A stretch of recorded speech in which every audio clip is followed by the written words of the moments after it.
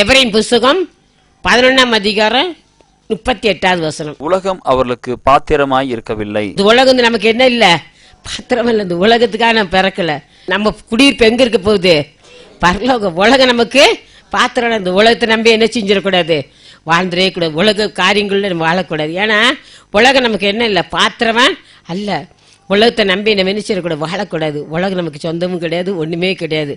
நம்ம குடியிருப்போ பரலோகம். அதான் கர்த்தர், நான் உலகத்தை நல்லதை போல நீங்களும் உலகத்தை நல்ல. வாசி பாருங்க, யோவான் சுவிசேஷம் 17:16.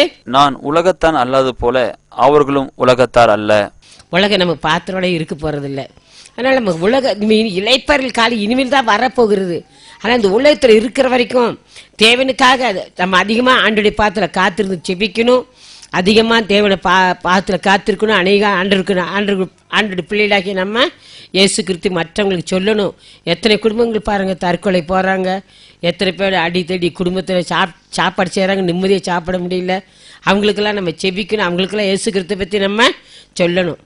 கர்த்தர் ஒரு நாளைக்கு கேட்பார், வெறுங்க யாரும் கர்த்தர் ராஜ்யத்துக்கு என்ன செய்ய முடியாது, போகவே முடியாது. ஆண்டு ராஜ்யத்துக்கு போக முடியாது. வியாதியின் படுத்தாலும் என்னதாங்க, நோயின் படுத்தாலும் கொஞ்சம் நேரம் கொஞ்சம் படுத்து பாருங்க, உடம்பெல்லாம் வலிக்க ஆரம்பிச்சிருது. நம்ம இளைப்பாறலாம் பரலோக ராஜ்யத்துல தான். அதனால நம்ம இளைப்பாறுதலுக்காக நம்ம கத்துட்டு ஒவ்வொரு நாளும், ஆண்டவரே நான் உம்முடைய ராஜ்யத்துக்காக ஓடி ஓடி உழைக்கணும்ப்பா, எதையாவது உமக்கான செய்யணும், நான் செவிக்கணும், துதிக்கணும், எப்படியாவது உண்மை பற்றி ஒரு நாளைக்கு 2 ஆத்துமாக்காவது சொல்லணும் அப்படின்னு நமக்குள்ள ஒரு தீர்மானம் பண்ணணும். கடைசி காலத்தில் வந்திருக்கிறோம்.